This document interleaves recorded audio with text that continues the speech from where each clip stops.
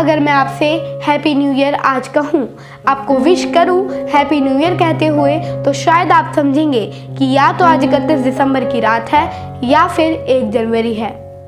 और आप सभी की डिक्शनरी में नए साल का मतलब है 1 जनवरी। और ग्रेगोरियन कैलेंडर के अनुसार 1 जनवरी को ही नया साल मनाया जाता है, लेकिन हिंदू कैलेंडर के अनुसार नया साल 1 जनवरी को नहीं बल्कि आज से शुरू हुआ है और ये नववर्ष प्रकृति के डीएनए में भी शामिल है। नमस्कार, मैं हूँ आदित्य शर्मा और आज आप भले ही इस नववर्ष को भूल गए हों, लेकिन प्रकृति हर साल इस नए साल को सेलिब्रेट करती है। इसलिए आज हम इस नए साल का भी आपके लिए विश्लेषण करेंगे ताकि आप अपनी जड़ों से जुड़े रहें, अपने संस्कारों से जुड़े रहें, सिर्फ आंख बंद करके दूसरे कल्चर और दूसरे संस्कारों को फॉलो ना करें। आज सुबह सूर्य की पहली किरणों के साथ आपका नया साल शुरू हुआ है। हिंदू कैलेंडर विक्रम संवत के मुताबिक आज नया साल है और भारत वर्ष 2080 में प्रवेश कर चुका है। यानी हिंदू कैलेंडर के मुताबिक भारत 2023 में नहीं बल्कि 57 वर्ष आगे वर्ष 2080 में है और हम इसी का आपके लिए अब विश्लेषण करेंगे। फिलहाल पूरी दुनिया आजकल 31 दिसंबर की शाम से ही नए साल के जश्न में डूब जाती है। आपके यहाँ भी, आप चाहे भारत में कहीं रहते हो, यही होता होगा।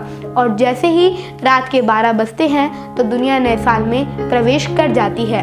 12 बजते ही लोग एक दूसरे को फ़ोन करते हैं, मैसेजेस भेजते हैं और नए वर्ष की शुभकामनाएं देते हैं। और इस नए साल पर हर साल खूब पार्टियां होती है, लोग एक दूसरे से मिलते हैं। लोग अक्सर नए साल से ठीक पहले छुट्टियों पर घूमने चले जाते हैं, वेकेशंस पर चले जाते हैं।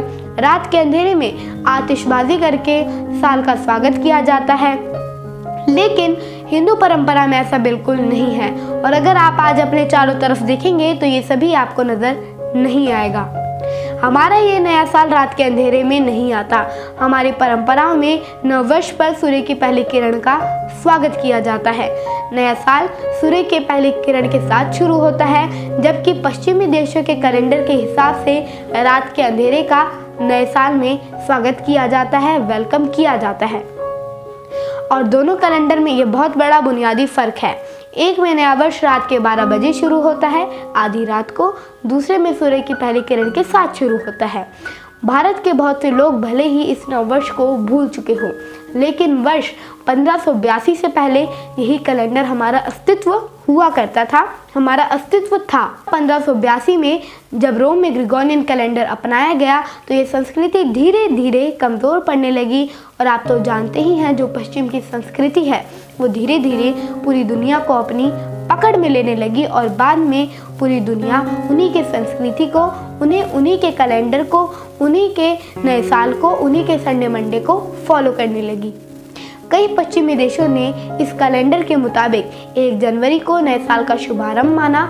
हालांकि तब भी भारत के लोग हिंदू कैलेंडर विक्रम संवत को ही मानते थे।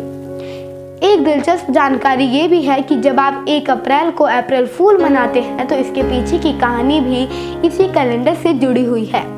ऐसा माना जाता है कि पश्चिमी देश उन देशों को अप्रैल फूल कहते थे जो ग्रेगोरियन कैलेंडर को नहीं मानते थे, और इनमें से हमारा देश भी एक था। हम भी उनमें से एक थे जो ग्रेगोरियन कैलेंडर को नहीं मानते थे और अपना कैलेंडर मानते थे। और इसी के बाद भारत में धीरे धीरे लोगों ने पश्चिम से आए इस कैलेंडर को मानना शुरू कर दिया और आज चारों तरफ इसी कैलेंडर की मान्यता है।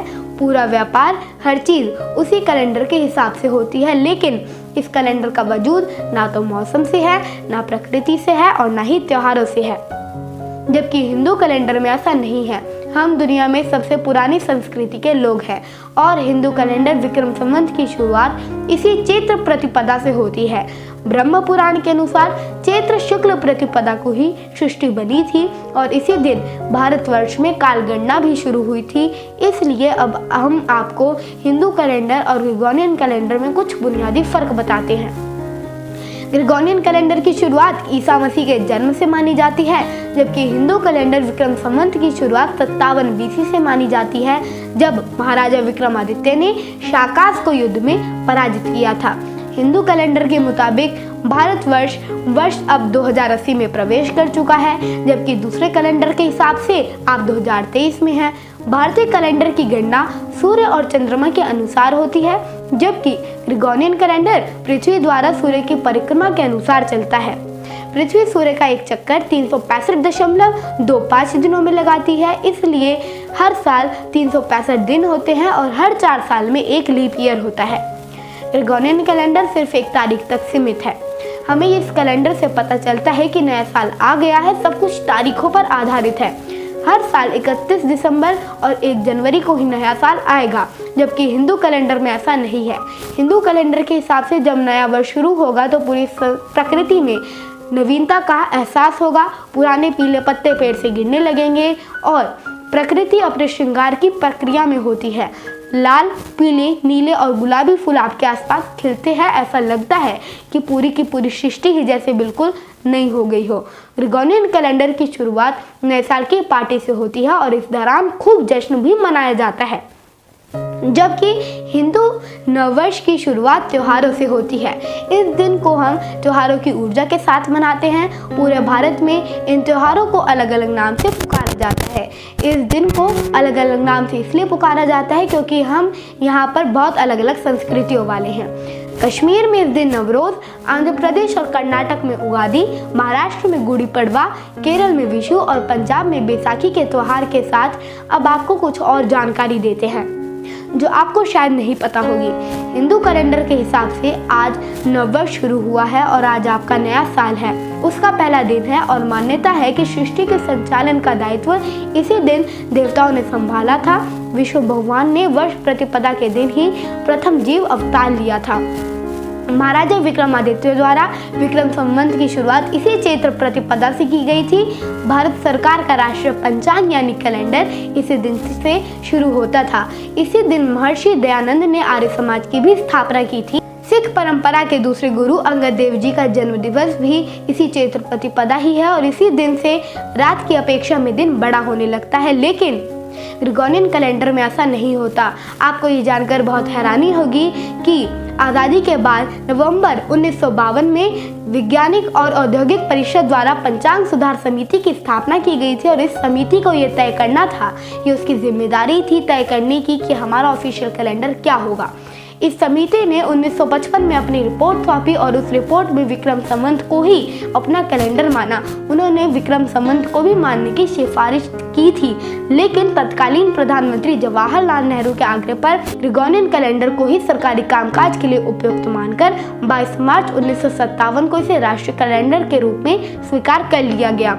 इस कैलेंडर से ही आज हम अपना काम करते हैं, चाहे आप स्कूल में हो, कॉलेज में हो, दफ्तर में काम करते हो, कहीं भी कुछ भी काम करते हो, आप इसी कैलेंडर को फॉलो करते हैं, जो कि पश्चिमी देशों का दिया हुआ कैलेंडर है। और अपने कैलेंडर को आप त्योहारों के नाम पर तो ज़रूर फॉलो करते होंगे, लेकिन आप अपने काम के हिसाब से ऑफिशियली आधिकारिक रूप से आज भी इस कैलेंडर को फॉलो नहीं कर पाएंगे।